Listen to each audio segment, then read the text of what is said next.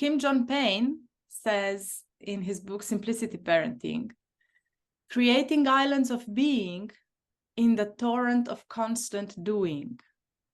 And that's where we actually inspired ourselves from, and we found this beautiful title of Creating Islands of Being. And we decided to have this as the first quote that we use. So how is that for you? How does that sound like for you? I really appreciate this quote, because there's something about when we say we want to be conscious parents, or we want to be more mindful, or we want to slow down a little. It's very easy when we are living in, you could take your family and live in a village, and and close up on yourself and be slow paced. Or if you go on a retreat, you'll find that you're calmer and you don't get triggered that much. But the real work, I want to say, or where it really matters, is where we really live. We are living in the modern world. We are faced with constant distractions, fast-paced lives, societal pressures, and we are expected to be moving fast, and the same is expected of our children. So within that framework, and it's very realistic, what can we then do? And it's so empowering, because when we meet it that way, then we look at what can we actually do given what we have, as opposed to coming up with unrealistic expectations of going, taking time off somewhere or something that can't be done, but looking at our day, how it is now, right? Yeah, exactly. And I was observing myself with the children in these last weeks, and when they get a bit bored and they are maybe restless or a bit anxious, and I found myself telling them, go find something to do. I need 10 more minutes. Please go do something. And I caught myself in this, because that's something that we imprint on our children and on ourselves, that was imprinted on ourselves ever since we were very little. That just being is not enough, that we need to do something. It's like we need to earn our being. And actually, it's the other way around. So I now catch myself and I go to their being. Oh, you seem to be a bit, or you look a bit, or let me come tell me what's going on, what's happening. Let's talk a bit. Or, I still have 10 minutes to do this.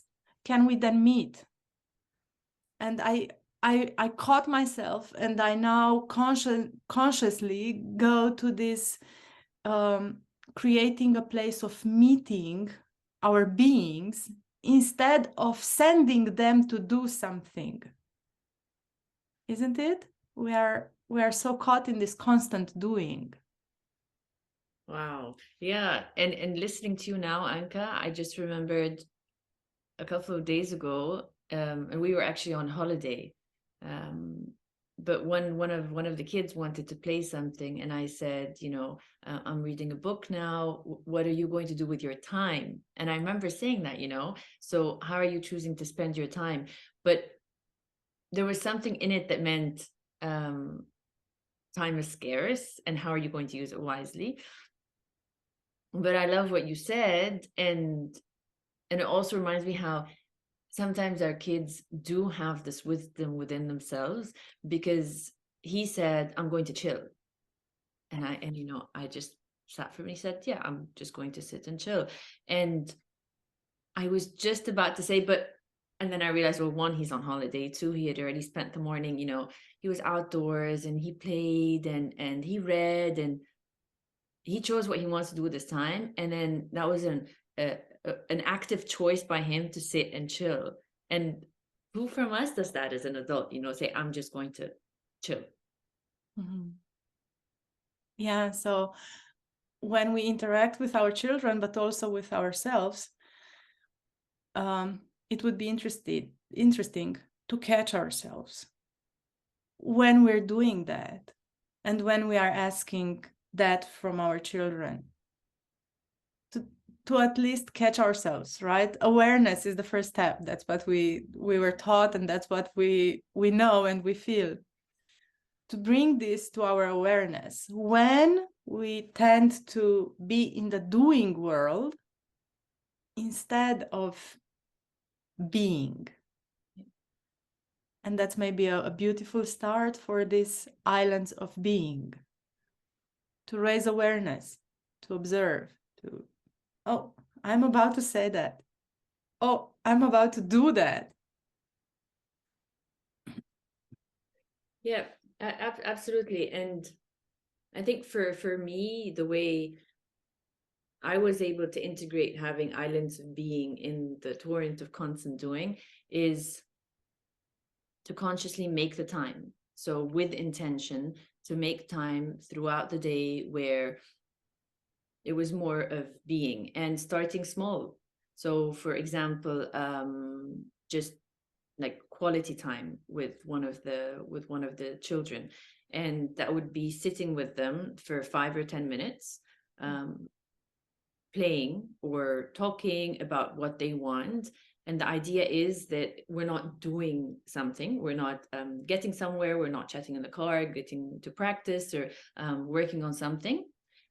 There's no goal, we're just being. That's another thing that, you know, makes it more in the being.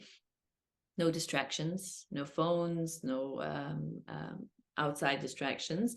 And they have my full attention, and I get to relax because there's no goal, and I'm just sitting there. And these 5 or 10 minutes a day would just kind of anchor us in the being. And I think that was the first thing that we started with. Yeah. What comes to me now is the moments before going to sleep, because we co-sleep. I'm in between the children, and right after we turn off the lights, it's those moments, right? We read a book and then we turn off the lights, and it's those moments when I just have somehow my arms around them, and it's just, we either listen to each other's breath, or I tell them, you are wonderful, I love you. Where, you know, it's a bit of also quiet, but also acknowledging their being. And they do the same for me as they grew.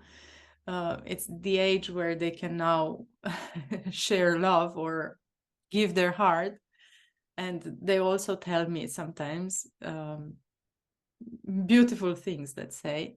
But it's in appreciating the being and the moments of being together. Yeah. So we can start small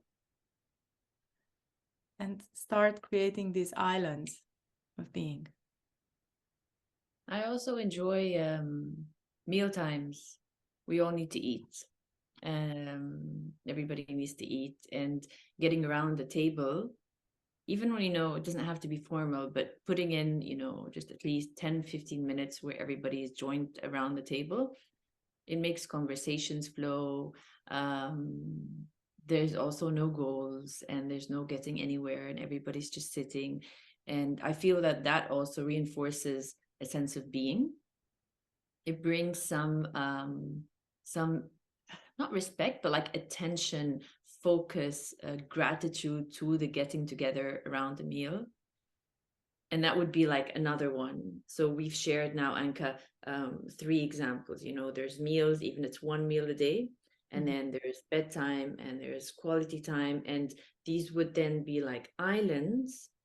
And the more islands that you have, and these are all like 5 minutes, 10 minutes, 5 minutes, they allow our bodies to experience the sense of being on an island and being grounded,